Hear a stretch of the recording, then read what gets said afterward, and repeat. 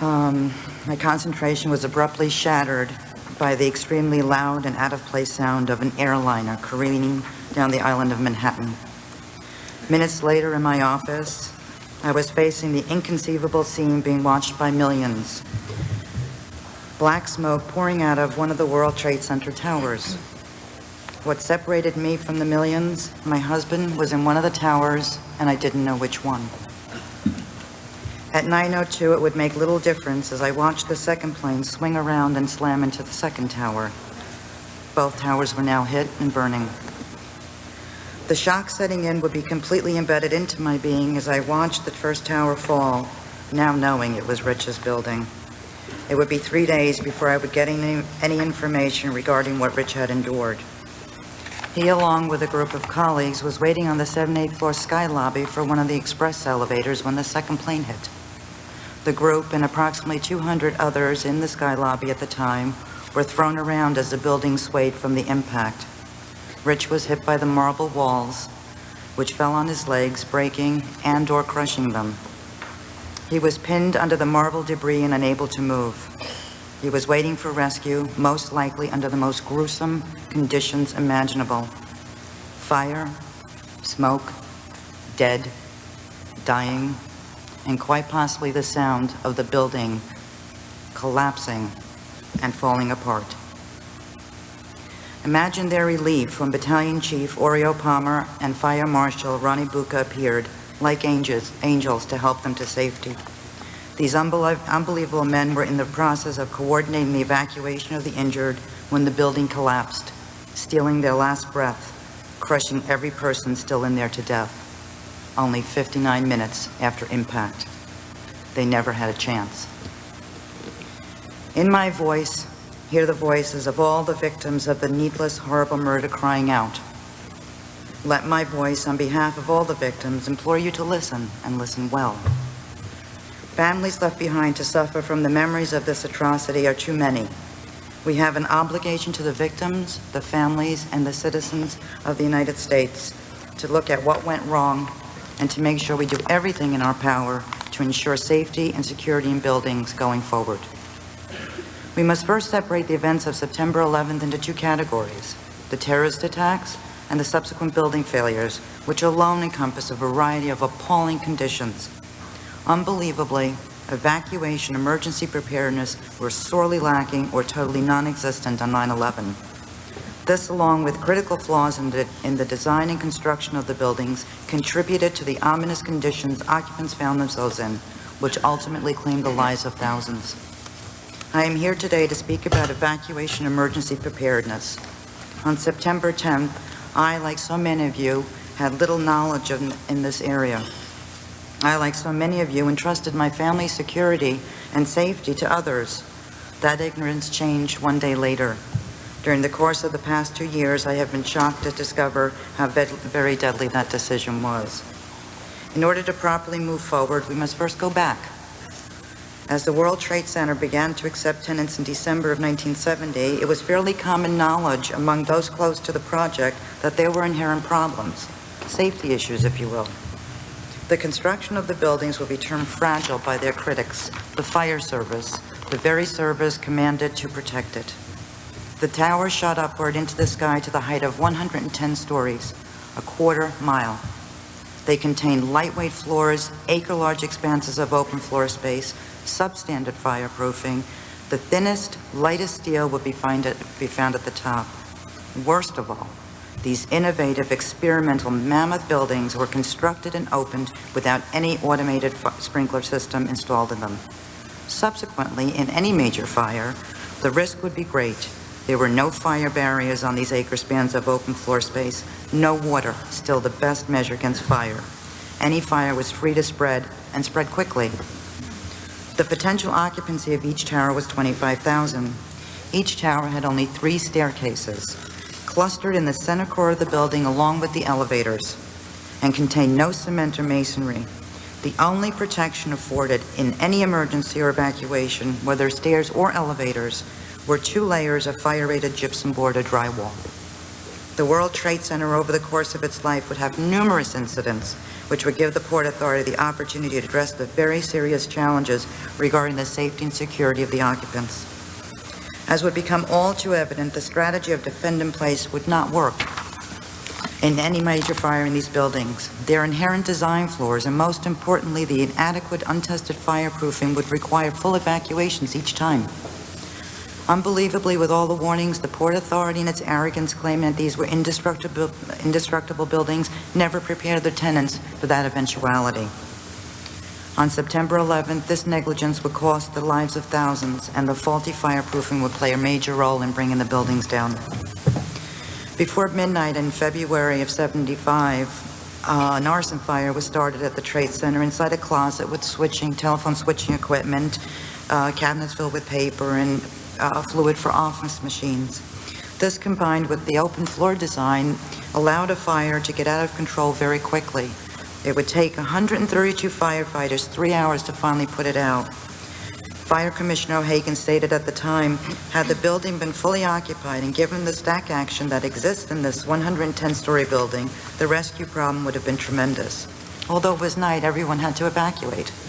The maintenance workers, cleaners, security. Pressure was applied and the Port Authority made some concessions. They installed more walls and doors on open floors. They improved some of the alarms and communications. They installed fire smoke detectors. Yet the one sure thing to help control a fire was ignored: water. The sprinkler systems were just too costly to install. In '81, the Trade Center towers had another scare. A Boeing 707 on its way to JFK International Airport missed hitting the tower by a mere 90 seconds. What had been speculative was now a reality. One of the risks to the towers and their occupants now included the danger of collision by a commercial airliner and fire from its jet fuel. During the '80s, the Port Authority finally set the funds aside and started the sprinkler installation, which would happen over the course of many years. In '84, with growing concern with the global climate and terrorism, Peter Goldmark, who was the executive director of the World Trade Center at the Port Authority at the time, ordered a report on the vulnerability of the towers. The Office of Special Planning was born and charged with the task. Appointed to oversee the project was Edward O'Sullivan. He spoke with many domestic and international intelligence agencies and conducted a top-to-bottom investigation of the towers, an assessment.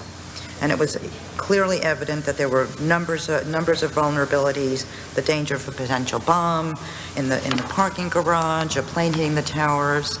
Even a building collapse was a serious concern. When they questioned Leslie Robertson, the original structural engineer, with this concern, he claimed that the towers were Gibraltar. By the time the report was eventually completed, Mr. Goldmark had left the Port Authority. He was no longer there.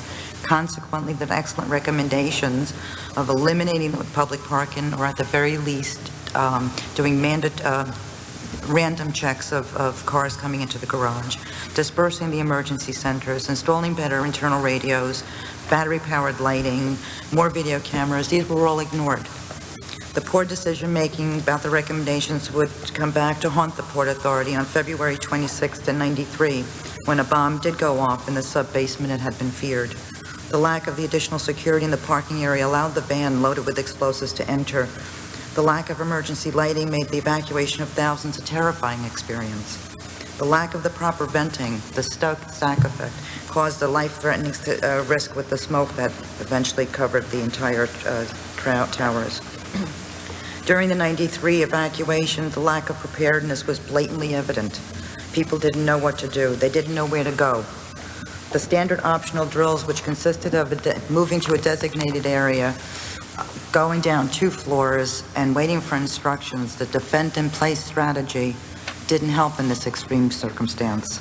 The evacuation lasted over 10 hours, and the buildings quickly filled up with black acrid smoke. Everything went out: lights, ventilation, elevators stopped, trapping people in the cars filled with smoke. Some tried to walk down to safety, only to return because it was too smoky to come back, to go all the way down. People were absolutely terrified. Those who knew the building's construction well, the Port Authority engineers, they were able to dig their way through the gypsum board with keys and nail files and escape from a stopped elevator. Others went down through dark, smoky stairwells, holding onto the shoulder of the person in front of them. The stairwells quickly became crowded, as people from other floors entered. Several were rescued by helicopter off the South Tower. After the 93 bombing, some safety improvements were made. Battery-operated emergency lighting was installed in the stairwells. Luminescent paint was added. A separate emergency command center was put in each building. The ever inadequate and in some places non-existent fireproofing was finally to be increased to 1.5 inches, 3 times the amount that was currently on the trusses. This was to be done as tenants moved out. It would set a potential time frame for completion at over 10 years. At 9/11, it had not been completed. For most, the years following the 93 bombing resulted in complacency. For Morgan Stanley, more vigilance.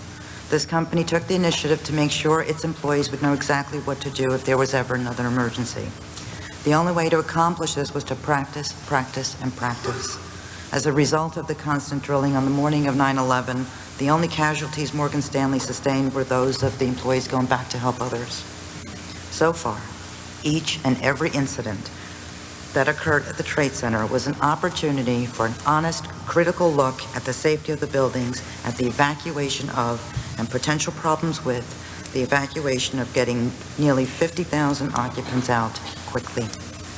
It was an opportunity to address these things in order to minimize injury or death in the event of another major catastrophe. The bombing in 93 was a major indication that evacuation of these buildings was a very real problem, and a comprehensive plan needed to be drawn up, fine-tuned, disseminated, implemented, and practiced. An enormous task, to be sure, but these were enormous buildings, and they brought with them enormous responsibility. On the morning of September 11th, the first day of school and primary voting would delay many, thereby saving their lives. Unfortunately, many, too many, were at their desks.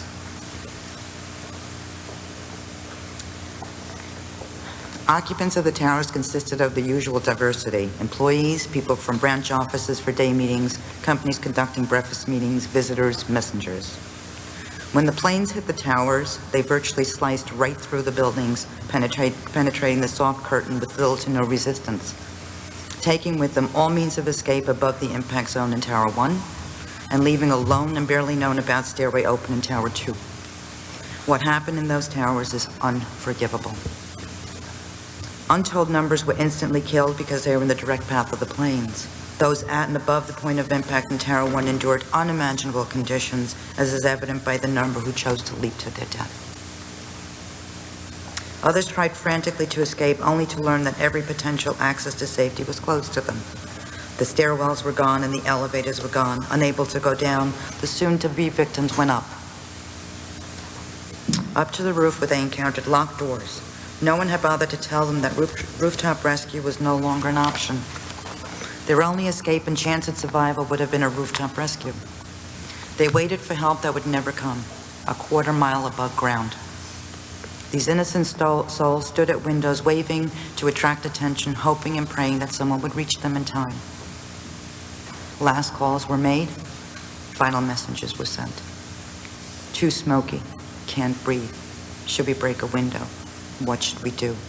Where should we go? How do we get out? In Tower 2, similar events were occurring. The difference? Tower 2 had a critical 15-minute window of opportunity to evacuate, a missed opportunity to minimize the casualties. Instead, occupants were told to stay, to go back. Many already in the process of leaving the building turned around, trusting the announcements that the building was secure. That decision would cost them their lives. Once again, untold numbers were killed by the planes. Once again, others would find themselves searching for a way out, only to be met by locked doors. Stairwells that were destroyed, elevators that didn't work. Some were trapped in offices. Again, the roof was sought as a point of rescue. Again, locked doors, wasting precious minutes going up, instead of finding the one lone staircase left, never having been told the rooftop rescue was not an option. Again, final messages were sent. Too smoky, can't breathe. The ceiling is falling in. The floor is giving way. The stairwells are blocked. The stairwells are gone. Some of these soon-to-be victims were on phones with loved ones pleading for information and options. No communication from the Port Authority was forthcoming. Innocent victims sitting in offices waiting for instructions on what to do, most likely contemplating their fate. Innocent victims waiting for rescue. All of them perished, many while still on the phone with their loved ones. These memories will haunt us forever.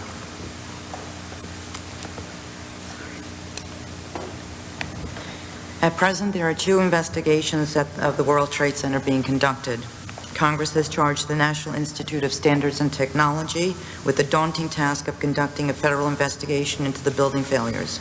Columbia University is conducting an evacuation study. These investigations, along with others around the world, will hopefully submit very concise recommendations which will address the safety and security of occupants and buildings. It is our hope that this commission will push to make sure that those recommendations end up fast-tracked into best practices.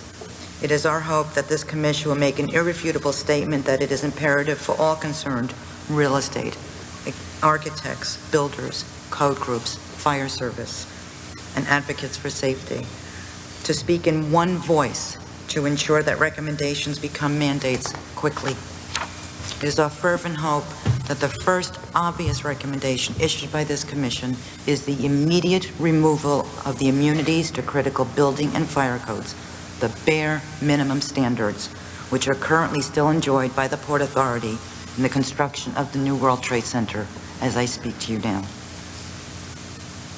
Safety concerns need to be addressed before construction begins, not after. Economic gains cannot be allowed to dictate what those safety measures will be. Emergency preparedness cannot be allowed to remain a vague notion. We must educate all citizens to be able to get out of a life-threatening situation quickly. We must provide them with the tool, knowledge. The responsibility must rest with anyone potentially affected, building owners, building managers, tenants, employers, and employees. In closing, I would like to say that prior to September 11th, I was simply a wife and mother. My life's goal was never to be a public spokesperson or advocate. However, that horrible day has changed my life dramatically. I am honored to be heard on behalf of all the families whose lives will never be the same. I sincerely hope that this commission understands a legacy of truth, accountability, and reform is the greatest tribute to all the innocent victims of this tragedy. The time has come to address the deadly mistakes of 9/11. A safer environment for our children and for all of America will be a direct result. We now look to you for leadership. Thank you. Thank you very much.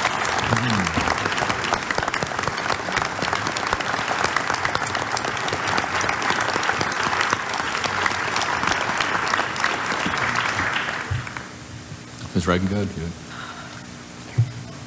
Good morning, Chairman Kane, Vice Chairman Hamilton, and Commissioners. It is an honor to address the 9/11 Commission today. My name is Sally Regenhard, and I'm the founder and chairperson of the Skyscraper Safety Campaign. The Skyscraper Safety Campaign was created in December 2001 by the Regenhard family in memory of my beloved son, Christian Michael Otto Regenhard, 28-year-old probationary firefighter who remains missing at the World Trade Center, along with his entire engine company 279 to this date.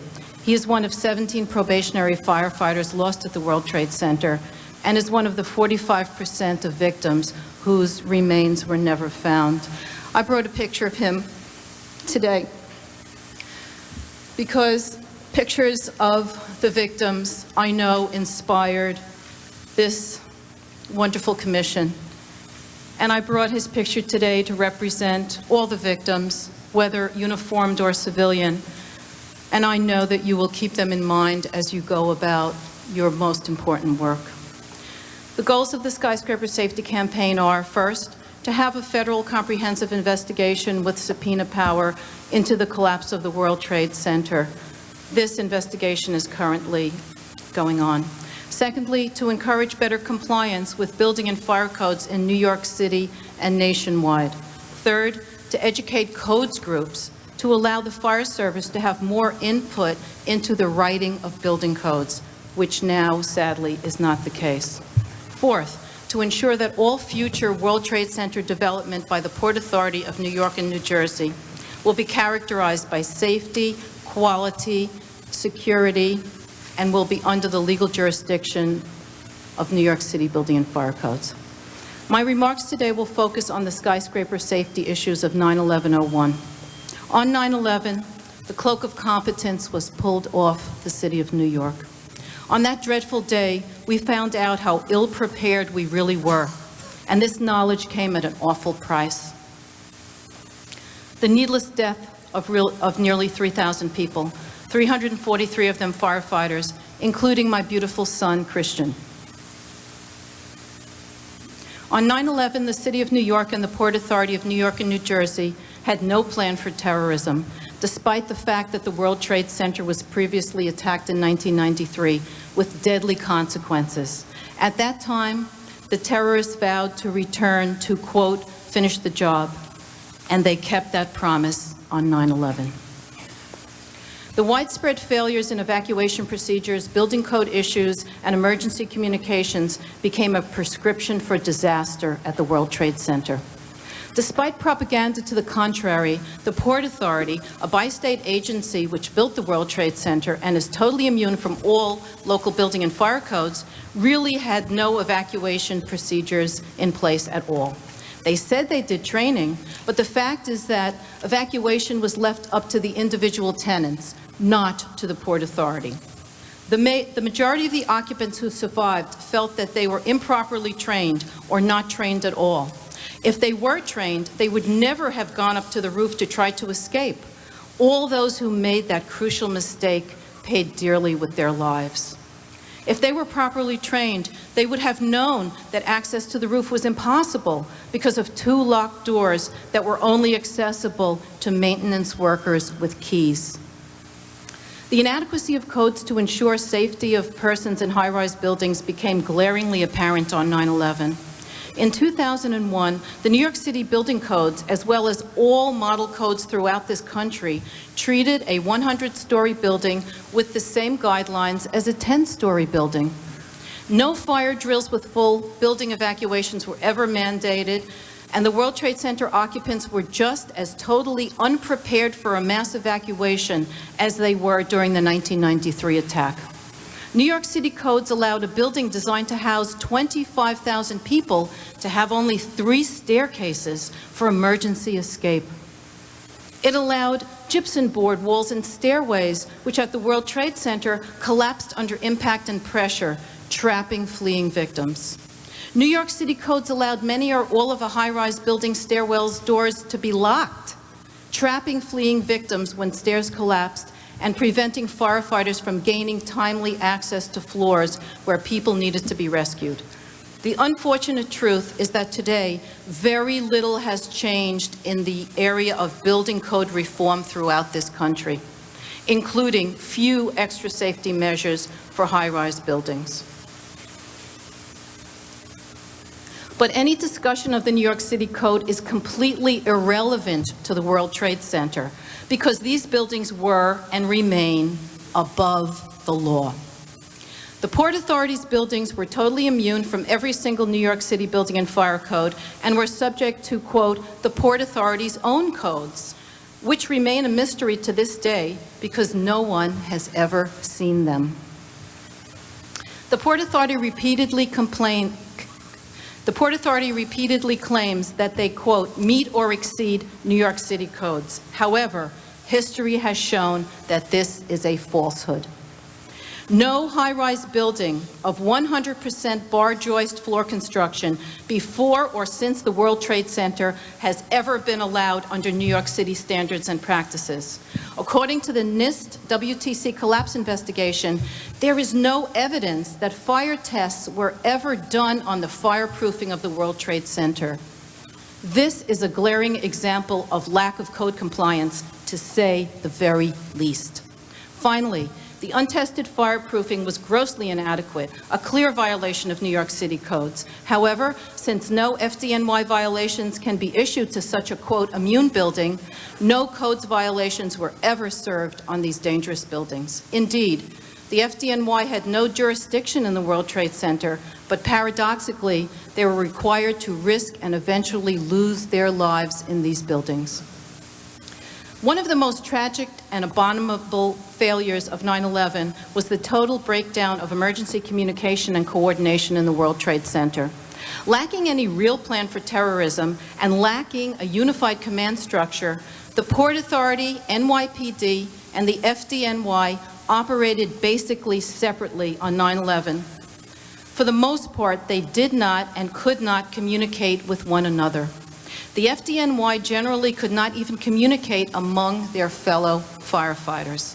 Numerous newspaper articles, interviews, and 9/11 tapes have evidenced this fact. The fact that my son and his FDNY brothers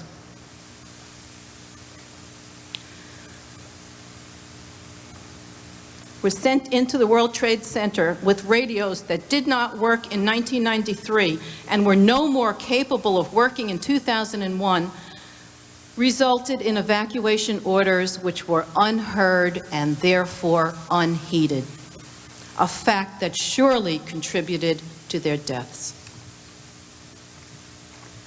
In an effort to minimize the atrocity of the deaths of 343 firefighters, heroic urban legends were promulgated by leaders such as the former mayor of New York and others who still claim to this day that, quote, 25,000 people were rescued by the FDNY in the largest rescue effort in world history.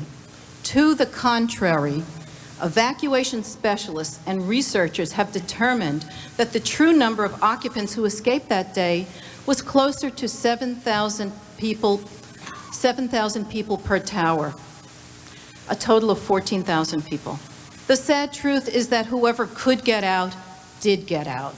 And while the FDNY valiantly entered these buildings to save lives, it was an impossible and deadly situation. They were essentially sent in to an inevitable death with radios which did not work. To this day, no one has been held accountable or responsible for these massive failures of the public trust. Since 9/11, we are moving in the direction of change, but far too slowly. Generally, we are crawling instead of running towards change. One outstanding exception to this situation is the New York City Department of Buildings and its World Trade Center Building Code Task Force, which is effecting sweeping changes and reform for New York City's building code. In February of 2003, this proactive department of the Bloomberg administration approved comprehensive safety measures such as the temporary outlawing of bar joist floor assembly, commonly known as truss construction, which characterized the World Trade Center, in high-rise buildings. They are also calling for the hardening of cores of staircases and elevator banks, the retrofitting of sprinklers in older buildings, and other safeguards which will be incorporated into New York City Building Code. As the Skyscraper Safety Campaign praises such actions, however, we are greatly dismayed that there is still unbelievably widespread resistance to national reform. One example of this is the fact that all model codes still treat a 100-story building with the same guidelines as a 10-story building. Another example is evidenced in the recent failures of a codes group to initiate basic fire safety reform through the widening of staircases in new high-rise buildings. For example, the National Fire Protection Association, the NFPA, recently had the opportunity to effect the code change of widening staircases in newly constructed skyscrapers by just 1 foot, yet failed to do so. Who can forget the stories of narrow, congested stairwells in the World Trade Center, where it was impossible for firefighters to go up while people were fleeing for their lives, and vice versa? Scores of still photos of persons evacuating demonstrate that occupants had to stop and turn sideways every time firefighters passed them on the way up because the stairways were so narrow. How many of those deadly 110 stories did my beautiful son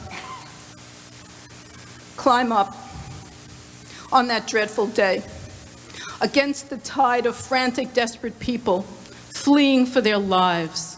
Whose child, husband, parent, or sibling could have escaped by fleeing more quickly down a wider staircase? Did my son somehow get word of the ordered to evacuate but could not because he, like the other desperate people, was jammed into a too narrow staircase with a frantic sea of humanity trying to run for their lives. What unspeakable horrors led to the brutal deaths of nearly 3,000 people in those buildings that day? The cruel reality is that I will never know the answers to these devastating questions, but I do know that a staircase that is 1 foot wider can save a life. Most regrettably, the NFPA yielded to special interest groups and did not pass this most basic building code reform. The Skyscraper Safety Campaign now requests that the leadership of this fine commission becomes a catalyst for most needed code change throughout this country. The recent fires in Rhode Island and Chicago illustrate that disasters which happen locally should have national implications for change and reform. Yet, they nearly always remain a local issue.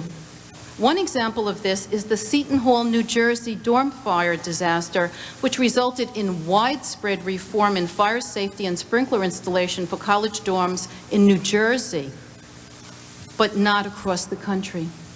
I appeal to this commission to further the cause of the skyscraper safety by doing the following.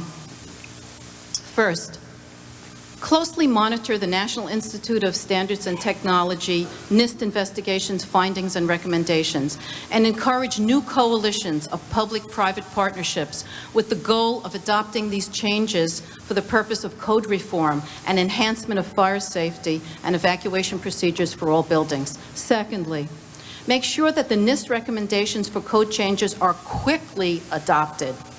It now can take from 3 to 6 years to change codes and practices. We cannot wait that long to safeguard the American public. There must be a national perspective from all disasters like the World Trade Center, the Rhode Island fire, and the Chicago fire. We need the shepherding of this 9/11 Commission to effect timely code change led by the International Code Council and the National Fire Protection Association. Third, invite the 2 key organizations which control public safety in buildings in this country, the NFPA and the International Codes Councils, to testify at your commission as to specifically how they are positioning themselves to quickly move forward on anticipated NIST proposed code changes. The Skyscraper Safety Campaign has established a relationship with the International Codes Council, and we look forward to working with both the NFPA and the ICC with the goal of widening staircases and incorporating many other safety reforms into these codes. Fourth, invite the General Services Administration, the GSA, and the Building Owners and Managers Association, BOMA, to testify as to why they opposed the widening of staircases in new high-rise buildings under the proposed NFPA code changes, which were defeated. Fifth, encourage reform in codes groups to allow greater participation from the fire service and fire professionals in the field of codes and practices. Allow the profession of fire protection engineering to have responsibility for fireproofing and fire safety issues in building construction. At present, architects who are not fire experts have this obligation. Sixth, and last, require that the Port Authority of New York and New Jersey rebuild the new World Trade Center under the legal jurisdiction of New York City building and fire codes. We need a set of national codes and standards with input from the fire safety professionals for all buildings, including governmental agencies.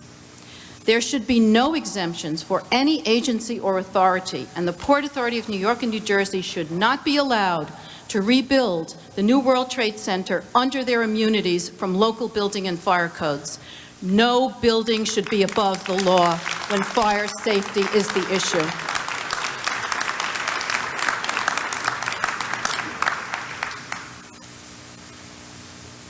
To conclude, please keep in mind that no reformed codes and no method of enforcement will be of any value to safeguard the American public unless there is a system of accountability and responsibility in place.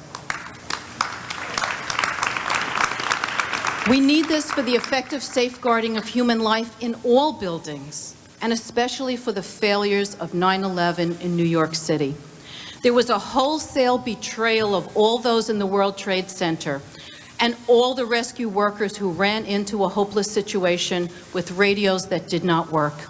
The former mayor, fire commissioner, and police commissioner of New York, as well as the Port Authority of New York and New Jersey, are just some of the individuals who must be questioned by this commission regarding what happened to New York City on 9/11 and why the greatest city in the world was so totally unprepared for this terrorist attack, despite warnings.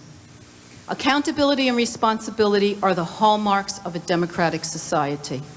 Without a system of accountability and responsibility for all public and private officials, there will be no real impetus to change an irresponsible system like the one that characterized the city of New York and the World Trade Center on 9/11.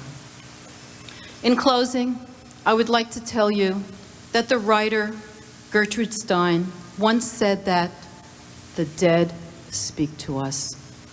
Members of the 9/11 Commission, the dead are speaking to us today. They are asking you, by your work, to give others the gift of life through accountability, responsibility, change, and reform. The dead are speaking to us. I hope that you will listen to them. Thank you.